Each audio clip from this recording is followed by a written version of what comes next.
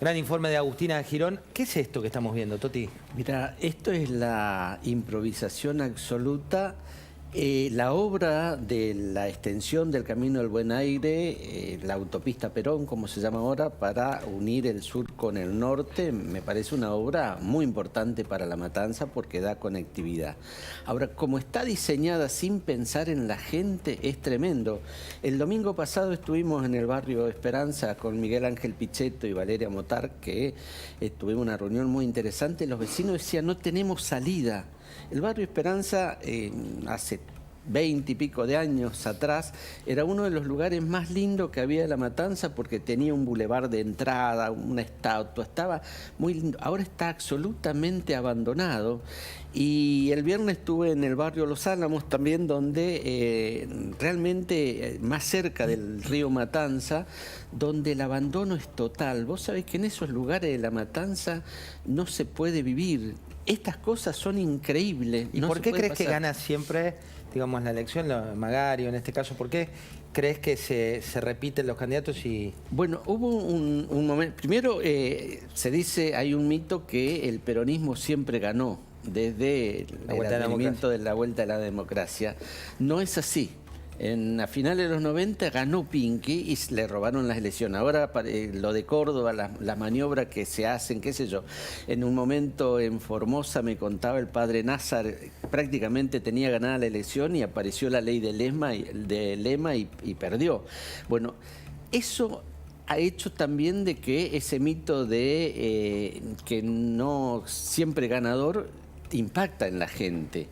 Y la otra cuestión que tiene que ver es con cómo después del 2001 se generó un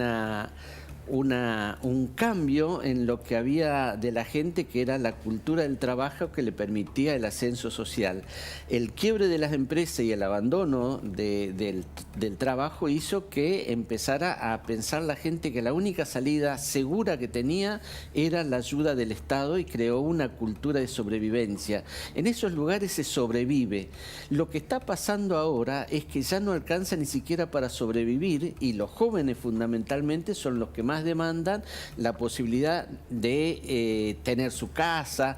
La verdad que han crecido los asentamientos. En la época de crecimiento a tasas chinas del gobierno de Néstor Kirchner, en La Matanza lo que crecieron fueron asentamientos. Hay alrededor de 120 y pico de barrios populares que crecieron en ese momento y eso ha hecho que hubiera una relación material con el kirchnerismo de esta gente que sobrevivía. Bueno, ahí vos tomo esa punta. Mati, el tercer cordón del conurbano y distintas localidades que son muy pobladas, digo, ¿son el desvelo hoy de Juntos? Y sí, me parece que, bueno, un poco los dos precandidatos a presidente están trabajando mucho en el conurbano bonaerense. Quedan ahora tres semanas finales de campaña, sobre todo Bullrich, que está tratando de traccionar los votos que tiene ella o que logró mejorando un poco la estructura que tenía respecto a un año, por ejemplo, comparado con Larreta en la provincia de Buenos Aires. Bueno, traccionar esos votos a Grindetti. Santilli ya tiene una campaña encima, tiene mucha instalación, es reconocido por varios como el candidato que está mejor en las encuestas, pero igualmente la pelea es muy reñida y después, obviamente, a Juntos por el Cambio también le cuesta enfrentar al aparato del peronismo en los lugares, sobre todo, como dice Toti, en La Matanza, en los lugares más complejos. Me parece que ahí, en el caso de La Matanza, puede llegar a aprovecharse que hay una interna en el peronismo. ¿Roberto? Por eso me parece importante pedirle a la gente que vaya a votar.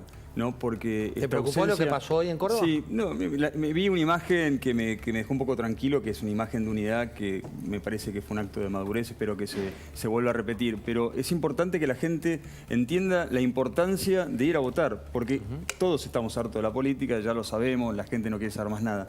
Pero cuando no van a votar, les son funcionales a los que tienen el aparato, ¿no? A esta estructura de dependencia que genera el peronismo. Y si queremos realmente cambiar las cosas, si queremos terminar con el populismo, y si queremos empezar a convertirnos en una Argentina de desarrollo, que tenga oportunidades de reconectarse con el mundo y ser un país razonable, tienen que ir a votar. A pesar del hartazgo, a pesar del descreimiento, de la única manera que vamos a poder salir adelante es yendo a votar. Vayan a votar para que no se repita lo de Córdoba en La Matanza. Te veía esta semana con María Laura aquí en la pantalla de La Nación Más, mostrando estas imágenes que son de tu spot de campaña, donde hablas de esa explosión o implosión concretamente de uno de los ministerios.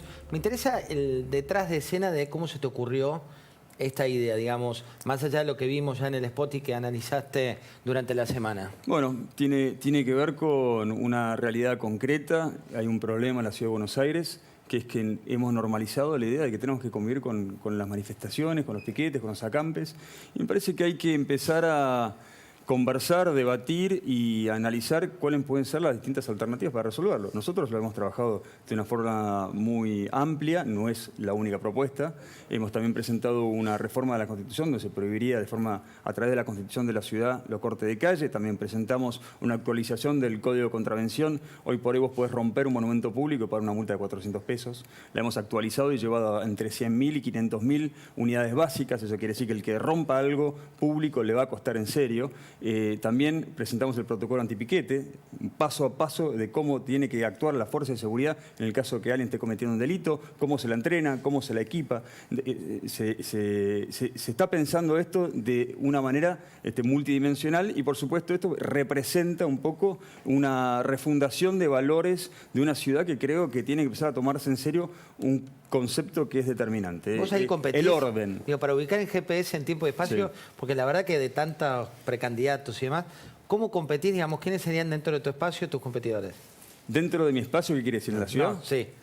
Creo que todos, de alguna manera. Por ahí el más directo, o los más directos son los de Juntos por el Cambio, tanto Martín Lustó como O sea, Jorge peleás Macri. en ese electorado. Me parece que básicamente. sí, sobre todo porque las encuestas me están dando a mí como la segunda preferencia de cualquiera de los candidatos. ¿Y qué te motivó a competir en un escenario donde, como bien planteas, digo, los dos oponentes son muy competitivos, con una inversión muy grande? Recién le comentaba a Jorge Macri que realmente me sorprende, no sé si anduvieron por la 9 de julio, está poblada de Lustó, pero una cosa que es, Sí. te digo, ni Susana lograba tanto. Se quiere mucho, evidentemente. No, es todo Lustó.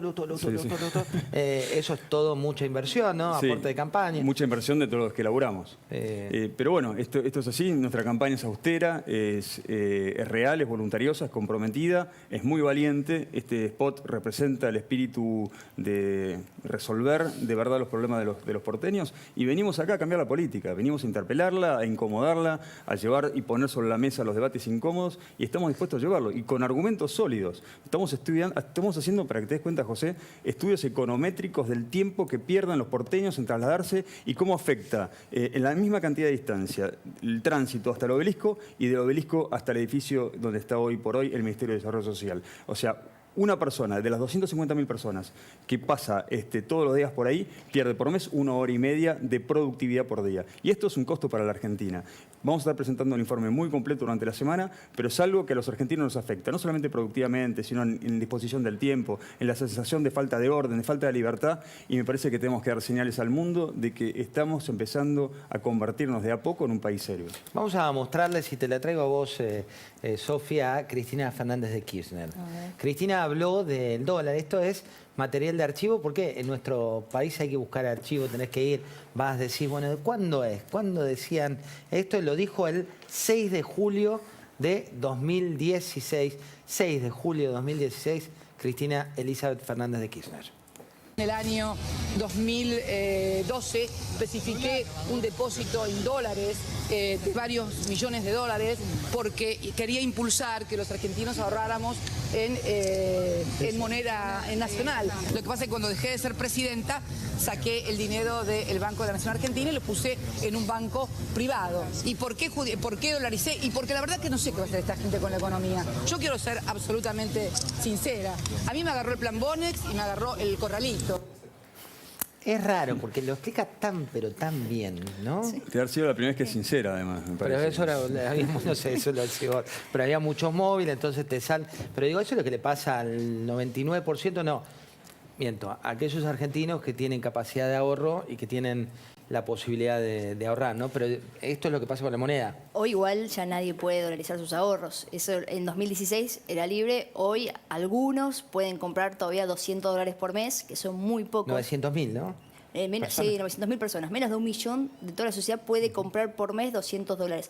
Y el resto lo puede hacer de manera legal usando ya sea el dólar MEP o el contado con liquidación si gira dividendos. si gira divisas al exterior. Pero la verdad que es muy difícil ahorrar en dólares y encima si uno quiere poner un plazo fijo, no siempre la tasa de interés que da ese plazo fijo le gana la inflación mensual. Vamos a ir analizando muy rápidamente, pero también de manera sencilla, todo lo que se anunció hoy domingo, que vas a leer ahora en minutos. Fran Juez ya había subido su nota en lanación.com y mañana en las portadas de todos los diarios. Primero hubo una devaluación que llama el ministro de Economía parcial. ¿Por qué la llama parcial? También la llama simplificación cambiaria. Pero en definitiva es devaluación, ¿no? Desde ya, porque se le agrega un nuevo impuesto al tipo de cambio, lo que genera valor final es que el tipo de cambio que uno pagaba un valor, lo paga más caro.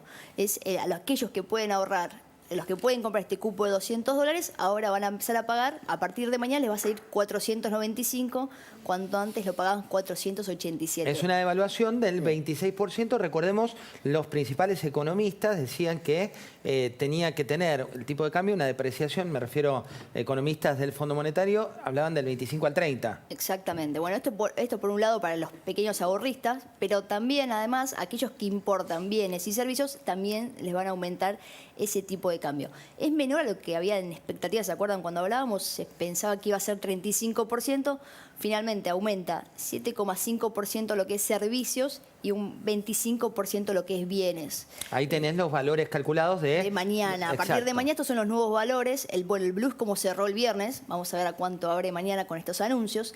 Sí hay novedad con el dólar agro que es 3.40, ahora era 300 para algunos productos como el maíz, por ejemplo, y vemos los nuevos tipos de cambio para los bienes y servicios. Hay que ver si alcanza, no sabemos si el fondo del otro lado, creemos que sí, que es lo que el fondo le viene pidiendo, que encarezca el dólar, porque dice, te estás quedando sin, es un bien escaso, si no te falta, subir el precio. Mira, Sofi, te pongo un asterisco ahí y vamos a dos mundos de economía real. Por un lado, empresario gastronómico, Sí. ese es tu rol.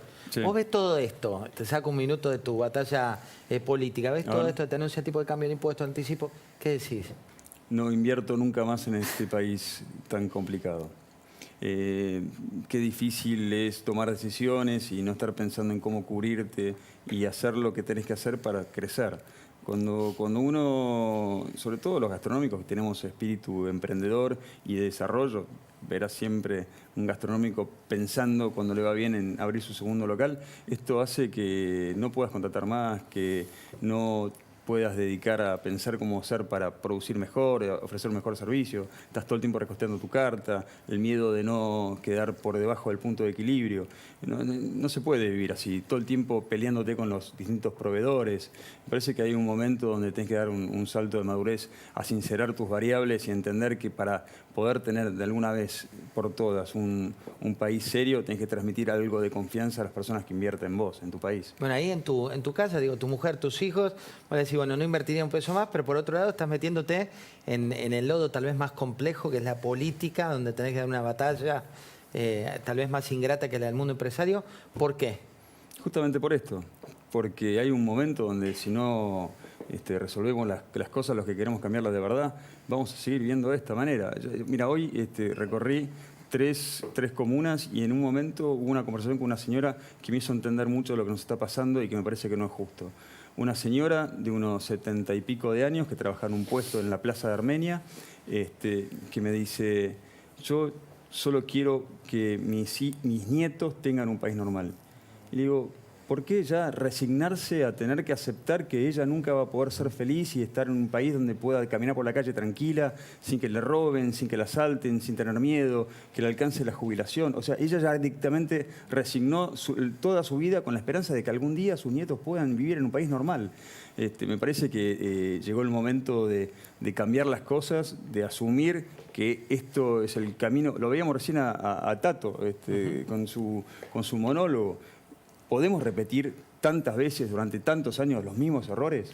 O sea, ¿realmente somos la sociedad más estúpida del planeta como para cometer los mismos errores de forma sistemática todos los años lo mismo? Hablabas de Tato y vamos con otra medida que tiene que ver con el dólar. En este caso, veamos el dólar tarjeta, ¿no? Por un lado es una de las novedades. Dólar tarjeta, ahora el que compra el dólar ahorro va a ser igual dólar tarjeta. Recordemos que tenemos $2 tarjetas para los consumos hasta $300 por mes, que es un tipo de cambio, es 4,95, pero aquellos consumos con tarjeta que superan los $300 tienen un tipo de cambio mayor que es 566. Ese tipo de cambio se lo conoce como dólar Qatar después del Mundial y esto suma, es uno más de los múltiples tipos de cambio que tiene la Argentina. Te tomo el dólar ahorro, lo decíamos recién, que tiene que ver con esto que la verdad que muy poca gente puede comprar. Aumenta 26% este dólar ahorro. Vamos a la que sigue, la medida que sigue, que esta ya la hemos analizado.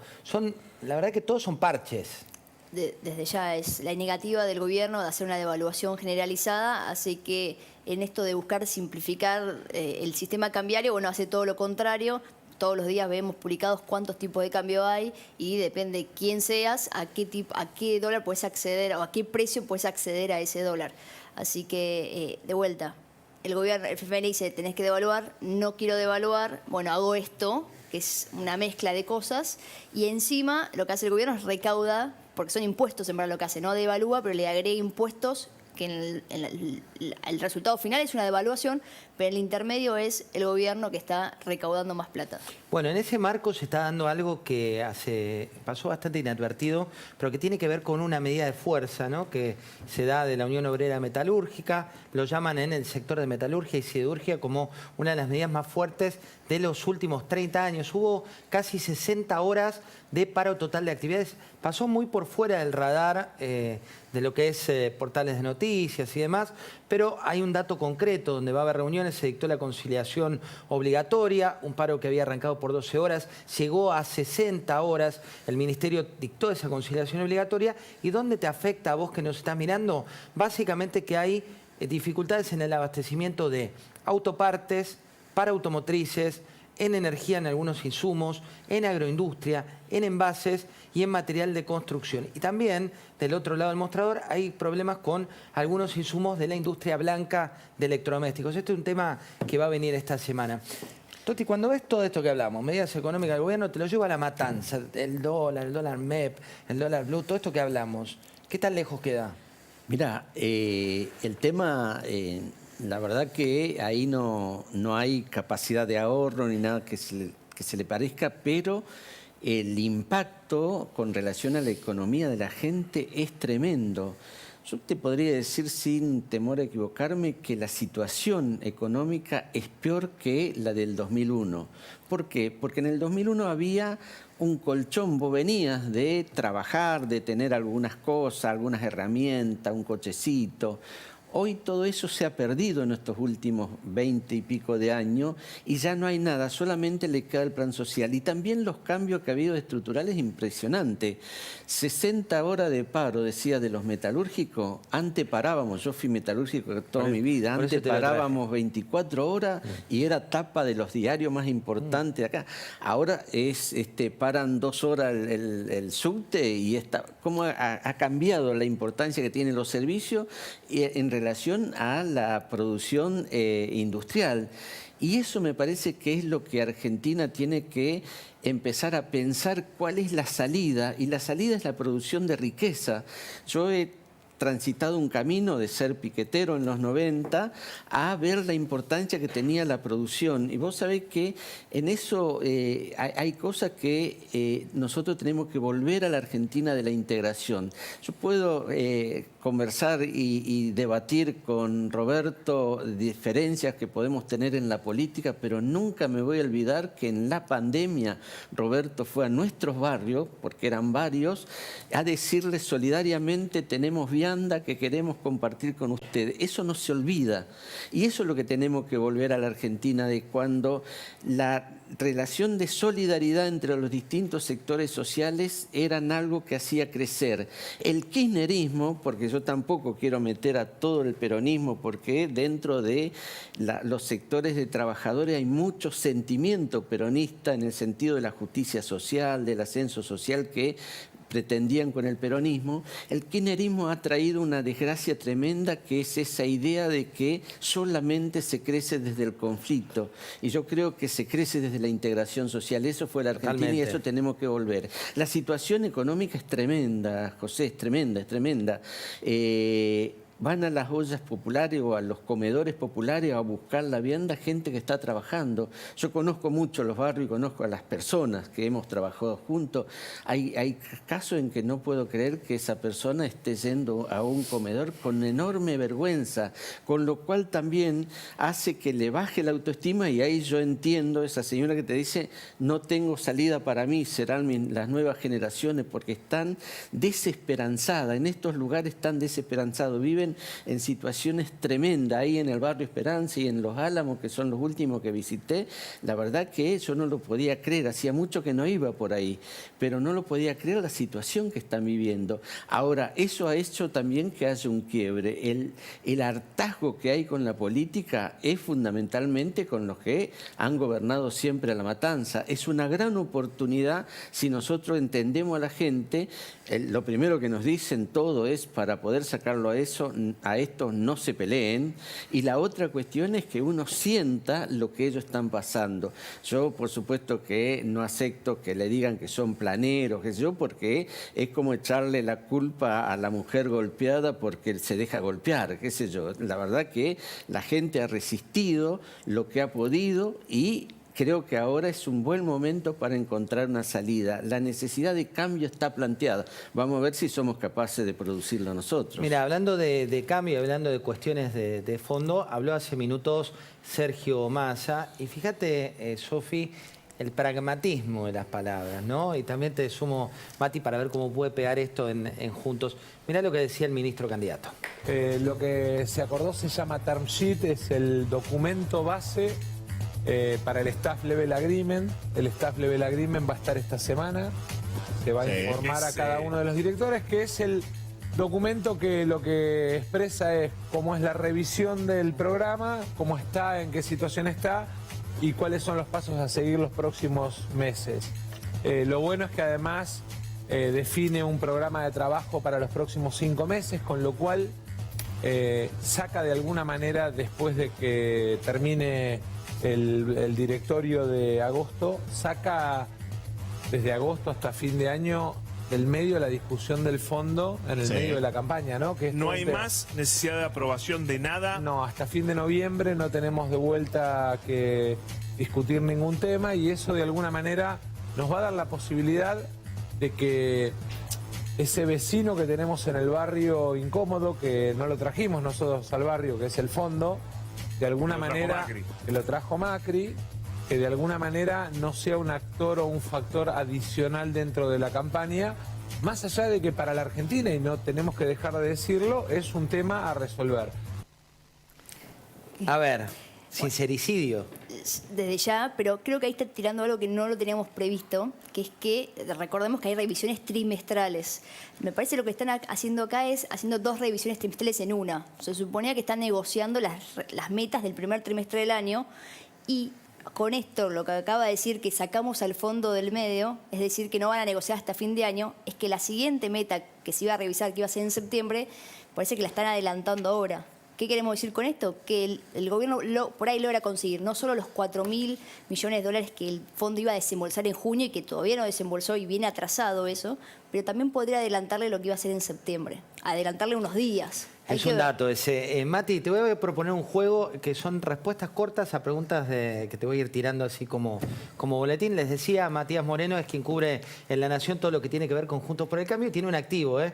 Lo quieren y lo odian por igual, y lo respetan absolutamente todos dentro de ese sector, que es algo no tan fácil. Mati, arranco. ¿Dónde está hoy la mayor tensión dentro de Juntos? ¿Dónde percibís vos en el campo, en tu trabajo de campo, que hoy se percibe la mayor tensión? Y bueno, me parece que hoy en día, después de lo que fue la interna de Santa Fe, que fue, te diría, la más caliente de Juntos por el Cambio, un poco en la capital viene subiendo mucho la tensión entre Jorge Macri y Martín Lustó. Es una elección en la que se juega mucho para el PRO. Lo vemos todavía a Horacio Rodríguez Larreta teniendo o haciendo equilibrio entre Jorge Macri y Lustó, mostrándose con los dos candidatos. Hay incluso dentro de lo que sería el larretismo o el gobierno de la ciudad cierto debate de cuál de los dos candidatos se sienten más representados. Esa relación entre Jorge Macri y Larreta quedó tensa, todavía no recompusieron, y me parece que los dos se cuidan. Larreta también piensa obviamente en que se vota el mismo día el candidato a presidente, y él obviamente necesita los votos de los dos, tanto de Lustó como de los votantes de Jorge Macri en la ciudad. Y después obviamente la disputa con Bullrich. Me parece que hoy vimos una foto de unidad que era un intento del espacio de dar, sí, obviamente no era la que hubiesen deseado, pero me parece que es un primer paso de lo que puede llegar a ser la noche del 13 de agosto. Ahí ya empezó una discusión, sobre todo hay necesidad del lado de Horacio Rodríguez Larreta de definir qué van a hacer esa noche, si van a estar todos juntos en el búnker o va a haber dos búnkers. En principio Patricia Bullrich está más proclive a decir, bueno, hagamos dos búnkers y eventualmente después hacemos un gesto, el perdedor, digamos, con el ganador.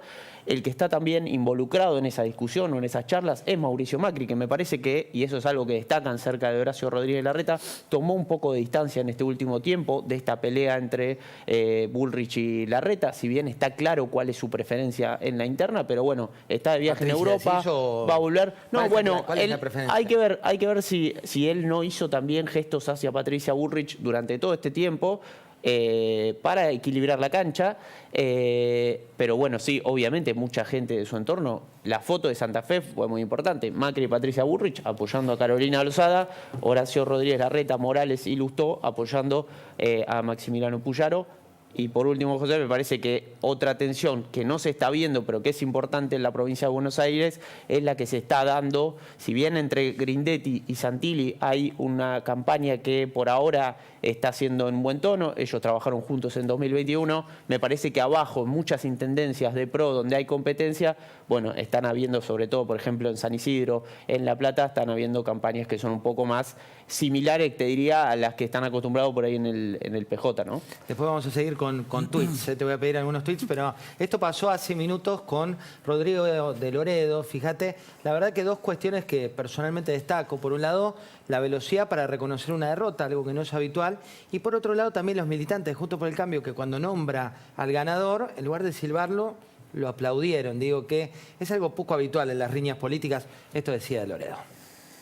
Agradecer inmensamente a los dirigentes de Juntos por el Cambio que han venido todos acá.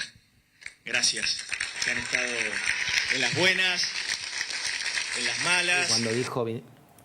También en este contexto se da una realidad que es compleja, que era reconocer, ¿no?, una derrota. Hablabas recién del escenario, concretamente de lo que se está viviendo. Para los de Juntos, hoy en la ciudad, ¿a quién ven como más firme? Digo, viste que hay muchas encuestas, leemos todo el tiempo encuestas. Cuando vos vas ahí con el territorio y en un tuit, ¿ves más firme a Lustó? ¿Ves más firme a Macri? ¿Cómo lo están viendo? Bueno, del lado de Jorge Macri y de Mauricio Macri, que va, te digo, se va a involucrar, viene ahora a fin de mes, regresa al país, se va a involucrar mucho en la campaña de Jorge Macri. Creo que están previendo hacer un acto importante en el que esté Mauricio Macri, apoye, no sé si va a ser el cierre o antes, digo, que se apoye, se involucre mucho en esa campaña de Jorge Macri para impulsarlo. Hay que ver cómo le pegó todas estas semanas de desgaste con el tema de la polémica respecto del domicilio, de los requisitos de Jorge Macri para competir, y el caso de Rinaldi por ahora está, claro, sí, está habilitado, él dio por terminado el tema, pero veremos si eso nos generó un desgaste en el equipo de Lustó, que venían, te diría, con una campaña más a la ofensiva para tratar, que es una señal de que estás atrás. Reconocen que hace varias semanas estaban 6 o más de 6 puntos abajo y que ahora la distancia aparentemente se achicó en las encuestas que ellos tienen. Igual, repito, lo vimos en Córdoba, lo vimos en Santa Fe, las encuestas no vienen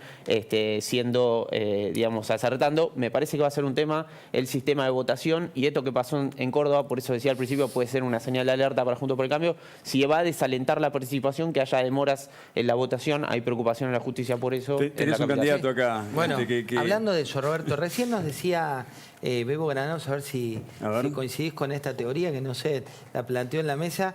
Dice, bueno, para el Frente de Todos, que ahora es Unión por la Patria, Santoro no es un buen candidato, es un candidato de costo hundido, y a ellos les encantaría que pierda, en este caso, un Jorge Macri, por ejemplo, en la ciudad, y potenciar otros candidatos. Si gana Martín Lustó en la interna, yo puedo ser jefe de gobierno. A ver. Si gana Martín Lustó la interna, entendiendo las similitudes y los orígenes y el espíritu que representamos de Republicanos Unidos, yo puedo ser jefe de gobierno porque el voto del PRO va a venir con nuestra lista. Así que... ¿Vos crees que ese voto va a migrar de un lado? No tengas ninguna duda. Y mucho más si Martín Lustó, por sus características, logra atraer el voto de Santoro. No tengas Porque ninguna lo duda. que decían es que, más allá de si lo logra traer o no, como que es una manera de... Digo, hoy la ciudad para el PRO es como, ¿no?, el bastión de todo. Sí. La Sí, fortaleza sí, es económica, política... y vos decís migrarían para tu lado. No tengo ninguna duda. ¿Lo tenés medido? Sí, totalmente. Te lo empecé a decir antes, pero me terminé mezclando y derivé en el estudio econométrico, no sé cómo llegué. Pero todos nuestros estudios nos dicen que somos la segunda mejor opción de Lustó, la segunda mejor opción de Jorge Macri y la segunda mejor opción de Marra. Eso quiere decir que si nosotros seguimos en la senda de crecimiento y gana un candidato que no termine de convencer al núcleo duro del PRO, no tengas ninguna duda que se va a venir con nosotros. ¿Y esa competencia se da con Marra eventualmente? Digo... Bueno, Marra debe estar sufriendo mucho este sistema de elección que lo desvincula directamente de su candidato presidente y por características, por el estilo nuestro, debe estar pasándola mal.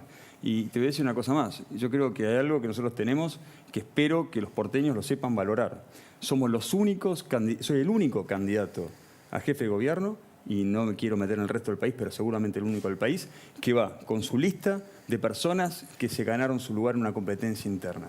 Son personas de afuera de la política que se anotaron, se esforzaron, compitieron y son merecedores de estar en la lista, a diferencia de todos los demás que están en la lista Sábana. ¿Y sabes por qué es importante? Porque no me debe ningún favor.